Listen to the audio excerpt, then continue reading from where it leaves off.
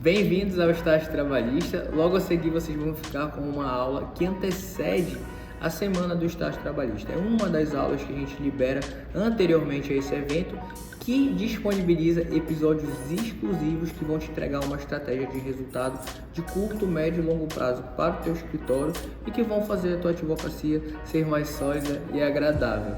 Os episódios anteriores, um deles a seguir, servem para dar base e fundamento para que no momento do evento você possa absorver o máximo de conhecimento e operacionalizar com maior facilidade. Então aproveita, a gente vai falar de captação, de estratégia de resultado e de prática da advocacia do trabalho.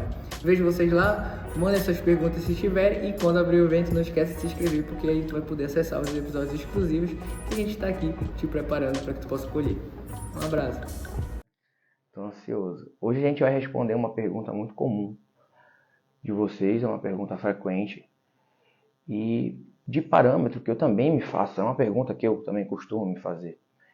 E para tomar de parâmetro para a decisão, eu sempre me fundamento ali em 2 pontos que eu vou dividir com vocês agora para que vocês possam fazer a análise se ainda dá tempo de advogar, será que está tarde demais, qual seria o tempo ideal, né, para começar a advogar. Porque a gente tem pessoas que pensam em desistir da advocacia quando já no período da faculdade, ele terminou a faculdade, não fez estágio, ela fala, não vou tentar advocacia. Porque se eu não conseguir estagiar, usufruir de algo daquele período, eu já não vou tentar. Já esse é um pensamento totalmente equivocado. Mas ela tem isso na mente dela. Para ela, é decisório, para ela é determinante que se o fato de ela não ter advogado durante a faculdade, bem-vindo Guilherme, bem-vindo Jéssica, o fato dela não ter estagiado durante a faculdade, para ela já torna o exercício da advocacia tarde demais. Então, basicamente, a gente tem essa questão aí sobre o tarde demais, que vai diferenciar até dessas pessoas que acabaram de sair da faculdade, acabaram de passar na prova do OAB, enquanto outras que já estão há 5 anos, 6 anos advogando ou em diversas áreas, e a gente tem um problema aí para trabalhar de inchaço da carta de cliente, por exemplo, ou essa pessoa advoga sempre em uma outra área e não tem ali no repertório dele o direito do trabalho, né, a advocacia trabalhista, o que torna essa pessoa uma nova advogada para a área trabalhista, assim como me tornaria se eu ingressasse em outra área, se eu ingressasse em outro público, até mesmo da área do trabalho, talvez eu poderia aproveitar algumas coisas, mas se eu entro em outro público, se eu entro em outra área, eu sou um jovem advogado para aquela área, tendo em vista que eu não tenho a habilidade, não tenho exercício sobre o dinamismo daquela área, né? Sobre o dinamismo daquele processo e suas variáveis. Então, como responder a pergunta, já que vocês partem de contextos diferentes, habilidades diferentes, de conhecimentos diferentes e experiências diferentes. Então, basicamente, eu tenho 2 pontos que iniciam aí, criam um obstáculo para o advogado, para tu começar a advogar de forma autônoma e com propriedade, com o teu nome ali à frente, né? O primeiro é esse medo da inexperiência. Com certeza, esse é um obstáculo que vocês tendem a colocar como decisório na hora de começar a advogar. Mas a gente já mostrou aqui em diversas aulas que essa experiência de advogar advém do exercício e vocês vão errar, não é um problema, não é determinante que se vocês acarreta, errei um processo, tive um erro, colhi ali um ato que poderia ter sido melhor. Não é isso que é decisório na advocacia. Se vocês começassem com o pé direito, acertando 100% em um processo ali que tu construíste, também não seria a questão decisória para vocês na advocacia. Talvez desse mais confiança para o próximo passo, mas isso não garantiria o processo. Então, o medo da inexperiência, basicamente, muitos advogados até que estão há muito tempo na advocacia, ainda têm bastante experiência para trabalhar, dependendo de como ele está exercendo a advocacia dele. Se ela for muito artesanal, é bem problemático isso, e a gente ainda considera de uma pessoa que está num lugar de inexperiência, porque a experiência permite tu criar processos, etapas claras e concatenadas. Então essa inexperiência, muita gente consegue trabalhar ela, exercer as suas outras competências e a superar, ainda que ela permaneça ali num estado de advocacia artesanal e não profissional. O outro medo que a gente tem, muito comum de vocês, é o medo do novo, né? Porque você pensa, todo projeto de advocacia ele está muito associado, ainda mais quando tu mal associa a advocacia privada, a advocacia do exercício próprio, né? Autônoma ali, profissional, tu associa ela a um emprego de advocacia, a um contrato de associado em uma escritório de advocacia, vocês associam tudo isso a desgaste. Então é normal que as pessoas associem projetos novos com desgaste. Se eu vou iniciar um projeto novo, meu Deus, tem que pegar fôlego. Porque se eu não pegar fôlego, eu não vou conseguir, porque o projeto novo basicamente virou sinônimo de desgaste. Mas isso não precisa ser assim, tá? Nem todo processo novo que tu vai incluir na tua rotina tem que ser desgastante. Existe um motivo para que ele acabe se tornando desgastante de forma desnecessária. A gente vai falar sobre ele, tá? E eu vou te dar o ponto aqui de como diferenciar se ainda dá tempo, se ainda posso entrar nessa área, estou atuando em outra área, ainda posso abrir a minha carta de cliente parcialmente, pegar um tempo aqui para doar para outra área, ou eu continuo aplicando, procurando mais na minha área, né? Aí vocês já conheceram aí bastante da gestão do trabalho, bastante da advocacia do trabalho em relação a essa possibilidade de uso de ferramentas tecnológicas, ao quanto ela é enxuta e tem custos baixos, e quanto é possível a gente ter de rendimento por processo, né? A gente trouxe aí até em uma das lives resultado dos nossos processos, vários lá, colocando os acordos que a gente tinha feito. Então vocês tiveram essa possibilidade, enxergaram esse nicho. Mas o que vocês têm que ter clareza, principalmente, não em relação basicamente ao plano, tá? Eu tenho clareza do plano, meu plano é esse. Não. Tu tem que ter clareza em relação aos teus valores. Como tu gosta de trabalhar, como tu gosta que seja a tua rotina, como tu espera e como tu almeja que seja a tua rotina. A tua rotina de advocacia. Porque a minha, ela foge bastante ao estereótipo do que é o ser um advogado. Como eu disse para vocês na live de ontem, às 7 da manhã, diligência não é uma coisa que a advocacia trabalhista te cobra. Eu posso fazer diligência por celular, eu posso fazer diligência por e-mail. Então, isso é um estilo de exercício de trabalho que já é um pouco diferente de outras áreas que tu precisa ir lá, tu precisa participar de um plantão. Então, isso está de acordo com os teus valores, porque os meus valores, quais são os meus valores basilares em relação ao modo de trabalho, de como eu gosto de trabalhar? Tem que ser flexível, eu tenho que ter tempo flexível. Porque o meu tempo de produtividade é diferente. Então eu quero ter um tempo flexível para estar aqui para meus familiares. Esse é um valor muito importante para mim, ter tempo de qualidade quando eu for acionado pelos meus familiares. Isso eu sempre quis. Outra coisa é poder dar oportunidade aos meus familiares. Porque eu sei que aonde eu estou hoje, não advém de uma genialidade, advém de uma oportunidade que me foi colocada à frente. E não foi me colocada à frente uma vez, foi me colocada à frente várias vezes. Para ir lá e tomar. Então esses dois valores são valores que eu quero repassar aos meus familiares.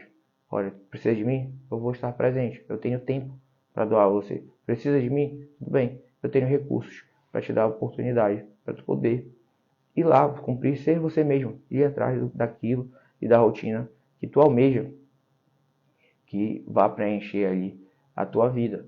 Então eu precisava construir um método, eu precisava construir um escritório que permitisse, eu precisava ser o dono, porque senão eu ia entrar dentro de uma rotina de escritório que eu sabia que eu não ia resistir, que eu ia ser expulso da advocacia, que aquilo ia ser um ambiente de estresse contínuo e eu não ia estar caminhando para os meus valores. Então é importante, não basta que tu vá só atrás do teu sonho, mas tu tenha noção qual é o trajeto dele.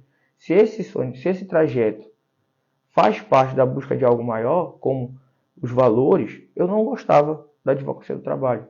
Tinha preconceito. Eu achava, olha a loucura, eu achava que direito do trabalho era fácil. Então eu falava assim, não quero, é muito fácil. E eu quero explorar todo o meu conhecimento, aquele vício de querer explorar mais conhecimento. Só que o direito do trabalho não tem nada de fácil, gente. ele tem as parcelas fáceis, as matérias fáceis, ele tem as matérias medianas, ele tem as matérias difíceis, igual todas as outras. Se tu entra em uma área civil, tem as discussões fáceis, tem as discussões médias, tem as discussões difíceis. Consumerista também, que é uma área que exige, tem muito preconceito aí em relação ao arcabouço doutrinário. Temos as matérias fáceis, médias, difíceis, e vai aumentando. Todas as áreas têm vários graus. Na vida prática, o que interfere é, essas matérias fáceis são possíveis de rentabilizar? Algumas áreas não são possíveis de rentabilizar diante das matérias mais simples, né? Não gosto nem de dizer fácil, porque a gente consegue hoje trabalhar com facilidade com algumas matérias, mas teve que somar muita coisa, teve que ser instruído em muita coisa para trabalhar com essa simplicidade nessas matérias, tá? Mas o ponto não é basicamente esse, eu estou usando esse instrumento para ir atrás dos valores que eu quero. Então, quando eu enxerguei na advocacia trabalhista todo esse contexto de qualidade de exercício da minha atividade e que me permitiria entregar esse tempo de qualidade, essas oportunidades para as pessoas ao meu redor, para as pessoas que me importam ao meu redor, eu falei, cara, eu quero isso, eu vou estudar isso. E é impossível não se apaixonar por direito do trabalho. É uma coisa impossível. É uma questão que, quando tu se debruça para aprender, é difícil tu conseguir deixar de ver. Porque sempre, qualquer dos lados que estejam no polo daquela demanda, é alguém que está trabalhando e tentando, né, alcançar, normalmente, em regra, aí, um propósito. Alcançar também proteger um familiar. Então, tipo, eu construí essa empresa com todo o meu suor pela minha família e eu estou aqui construindo ela há muitos anos. Eu trabalho aqui e me dedico 100% por toda a minha família. Então, essas são coisas que vão pegar no teu coração mesmo, de fato. São relatos, são histórias de pessoas que estão entregando de si para o trabalho, para que ele permita que o que ela quer em valor, que ela tem em valor, aconteça, se concretize. Então, são pessoas que é difícil não se apaixonar quando a gente vai se debruçar ali sobre aquela relação de trabalho, porque a gente está tentando justificar, a gente está tentando organizar algo que é rotineiro, que é diário e que visa alcançar ali um bem importante para aquela pessoa. E isso vocês têm que ter claro na cabeça de vocês. Quais os valores que vocês estão tentando pretender. Não se trata, o negócio não vai se manter simplesmente só pelo plano perfeito. Mas ele vai se manter quando ele estiver alinhado com aquilo que realmente tu quer para a tua vida. E isso é clareza. Tá? Você precisa de clareza sobre o que eu quero, o que é valor, o que eu valoro, o que é bom, o que é benéfico para mim. Tem uma história, tinha uma frase, na verdade, que eu extraí de um livro, que eu colocava no meu primeiro escritório, assim, pá, colado ali, e ficava lendo aquilo sempre que eu podia. Né? Então, vou dar aqui para vocês, porque isso vai ajudar bastante no repertório de vocês, para vocês entenderem se ainda é um momento para vocês advogarem. Eu extraí de um livro de TED Talks, o nome. É um ciclo de palestras, que a gente usa só a oralidade. E fala ali sobre ideias. E o TED Talks tem um organizador, e ele fez um livro lá. Esqueci o nome dele agora, se é Chris, ou algo. Não vou conseguir dar o nome a quem colocou, quem construiu esse texto, mas eu vou te dizer basicamente o que ele falava.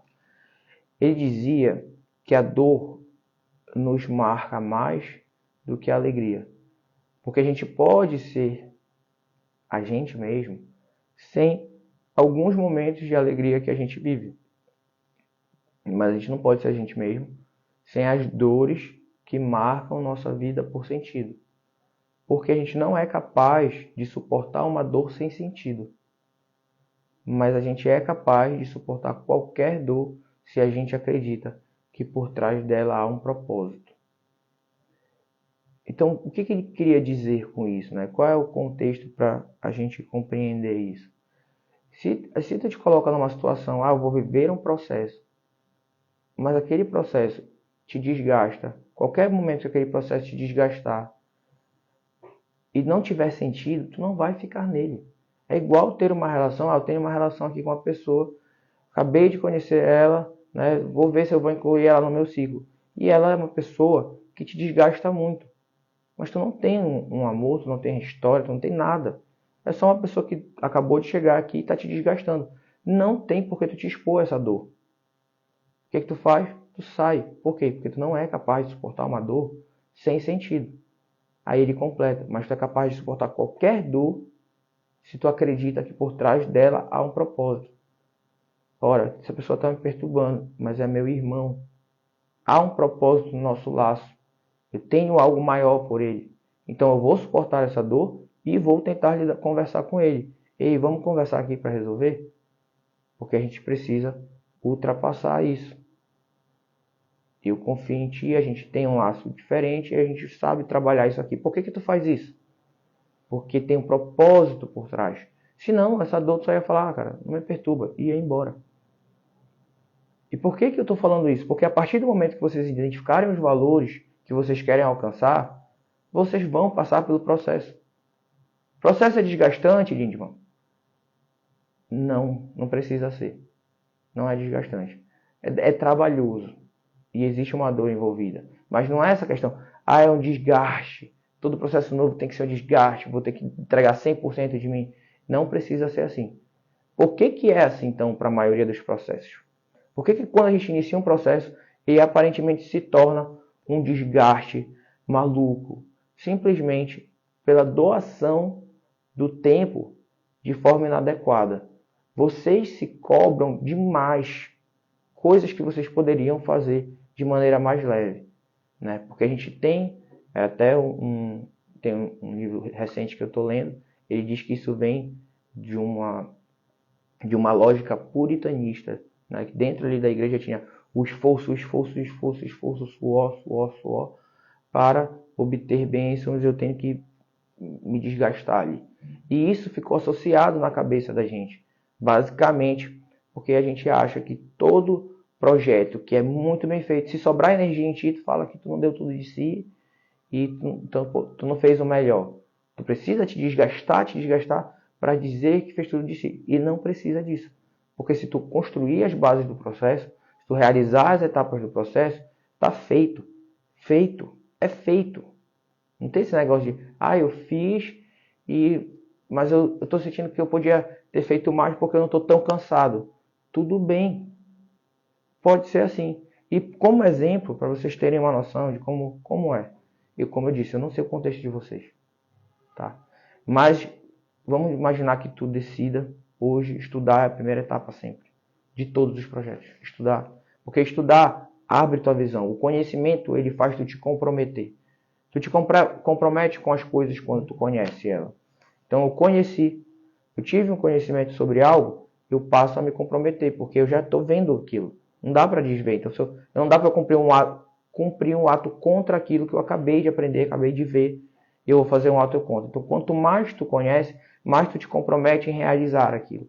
Né? O conhecimento ali, a gente honra ele com a prática, porque a partir do momento que a gente conhece, a gente não consegue abandonar a realização. Então, o que acontece? Imagina que vocês se propõem a estudar, começar a estudar, iniciar o estudo de algo. E vamos colocar aqui um curso, vou botar o valor aí em hora, em quantidade do nosso curso. Tem, em média, 30 horas. Tá? Tem um pouco menos, mas a gente sempre se preocupou em colocar essa média.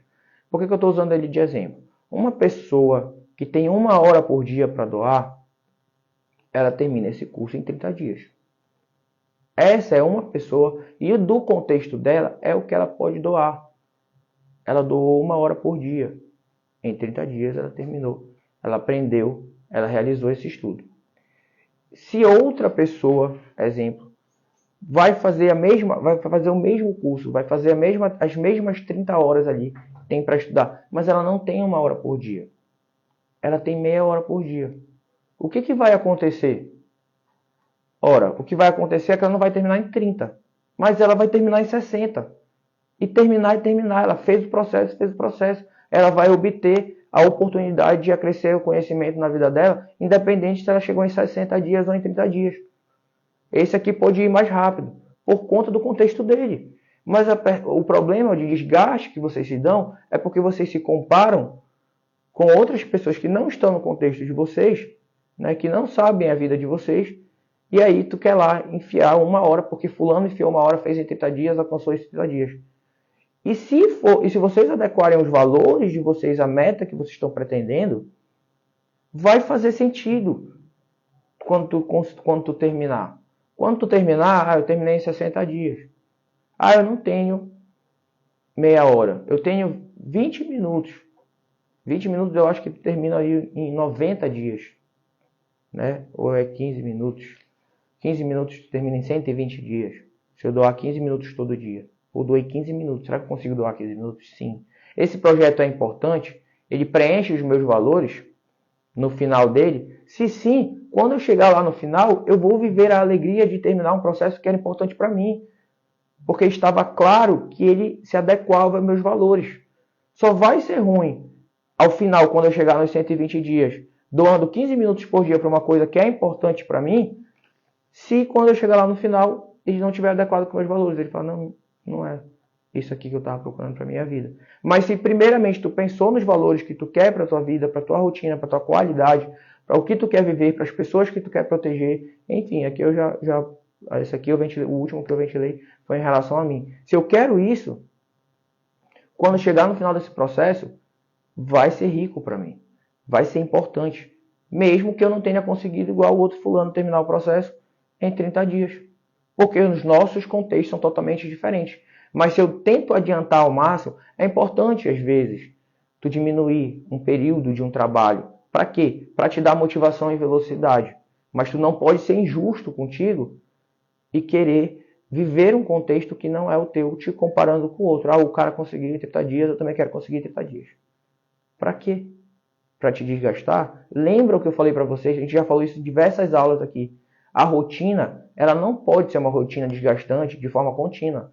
Vai ter momentos de pico de trabalho, vai ter momentos de pico de dedicação, sim, mas aquilo sempre para que o próximo passo, para que o que vá se perpetuar, seja tranquilo. Nós somos humanos e a gente precisa de conforto. Quanto mais conforto, melhor a gente vive.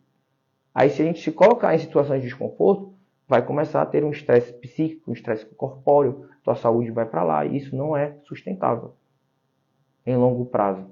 E a conta é cara.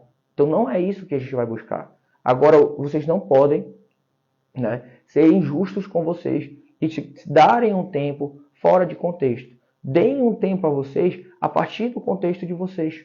Sejam justos com vocês. Vocês têm isso no repertório, vocês sabem o que vocês têm que cuidar ao redor e, inclusive, aplicar aí um novo plano. Então, vou entrar numa área nova, quanto tempo tenho para doar ela? Para doar para ela? Comece estudando, né? Comece estudando. Vou doar tantas horas de estudo e essas horas de estudo vão ser divididas em tantas horas por dia. E não deixa isso se tornar cansativo e desgastante. Seja justo com o seu tempo, com o tempo que você vai doar para esse projeto. Se ele vai lhe preencher lá na frente com os valores que tu está buscando, né, como eu dei o exemplo aqui dos meus, em relação a tempo de qualidade e a chance de dar oportunidade a familiares, sempre foi ali algo que o meu projeto está alinhado para quê isso aqui? Para isso. Para isso, sempre foi para isso. Se é para isso, não importa se vem agora, mês que vem, no outro. Eu vou usar o tempo que eu posso para uma hora chegar lá. Uma hora eu vou ter que chegar lá. E vai chegar, porque feito é feito. Então, deem o tempo justo a vocês e, principalmente, parem de construir projetos em que todo o processo seja desgastante. Quanto melhor, quanto mais fácil tu puder construir o projeto para ti, quanto mais fácil puder ser, quanto mais prazeroso puder ser. Lembre-se, se não for o sonho, que o trajeto faça parte para o alcance dele. Então, olha, esse trajeto aqui faz parte da busca dos valores que eu estou indo atrás. Então, torna esse processo prazeroso. Opa, voltou. Então, façam isso por vocês. Deem um tempo justo para aquilo que é importante. Então, é o tempo ideal? Qual a idade ideal?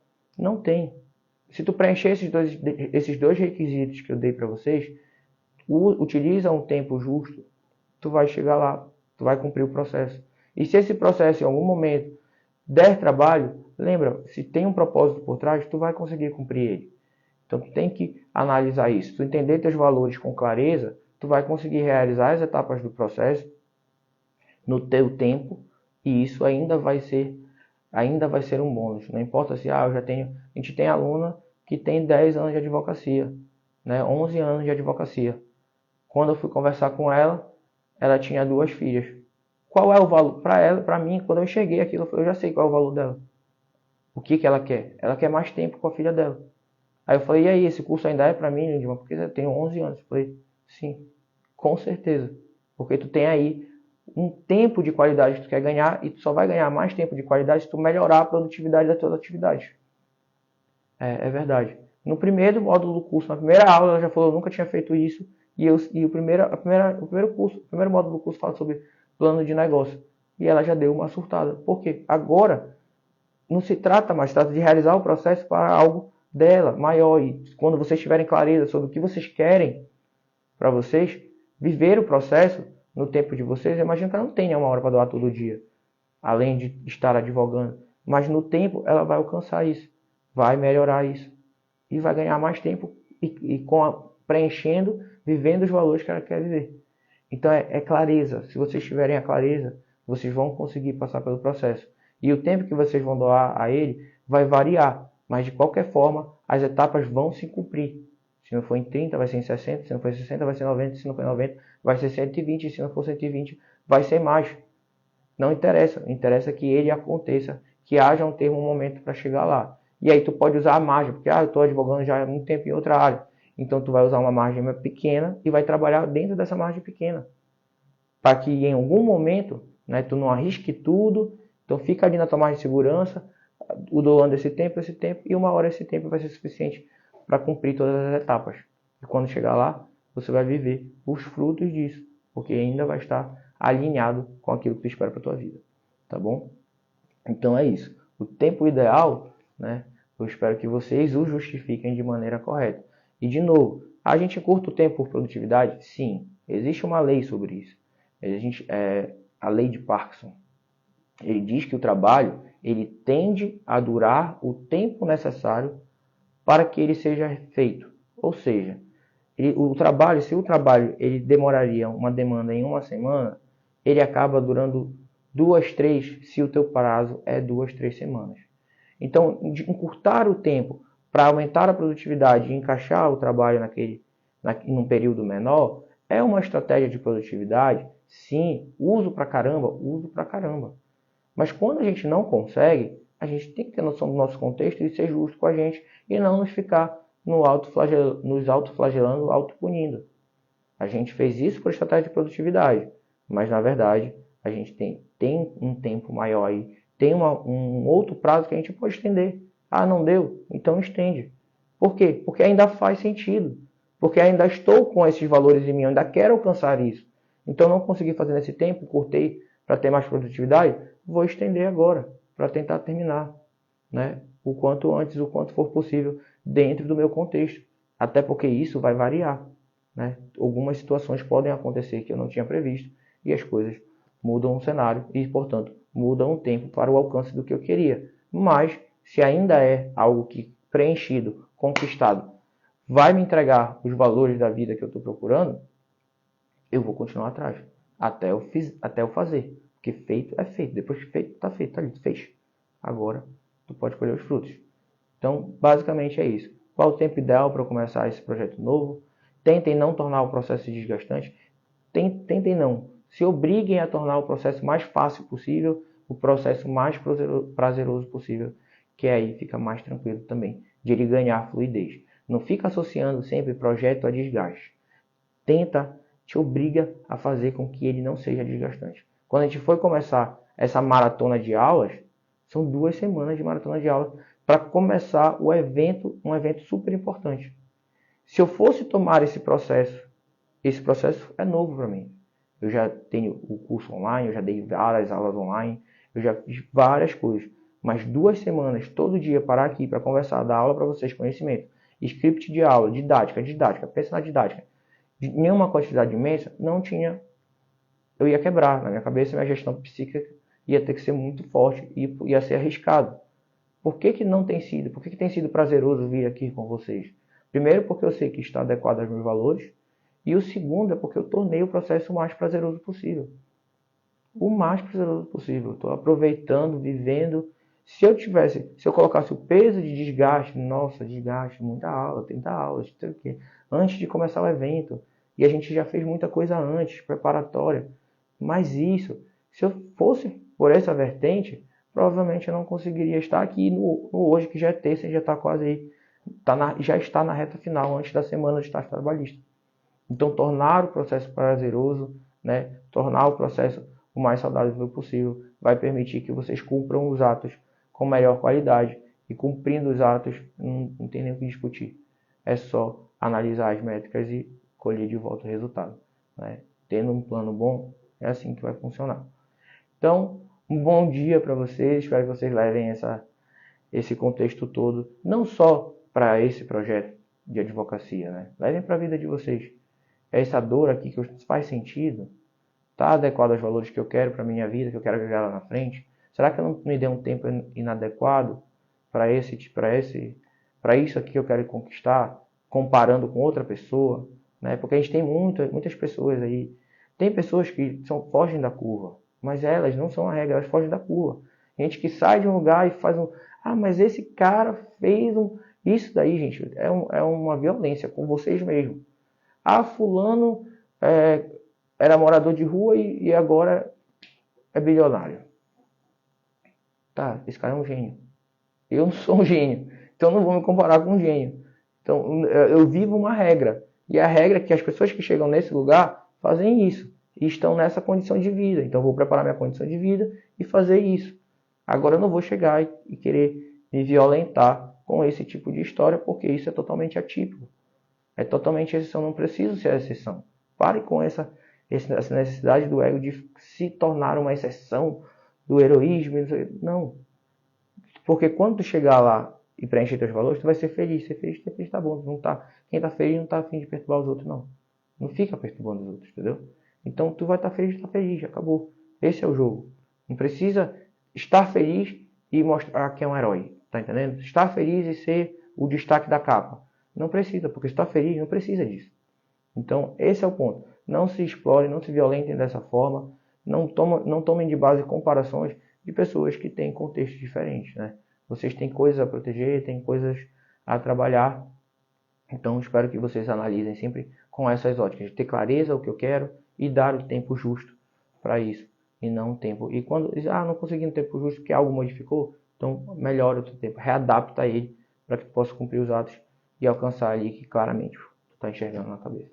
Tá bom? Um beijo. Bom dia para vocês. Bom dia. Muito obrigado.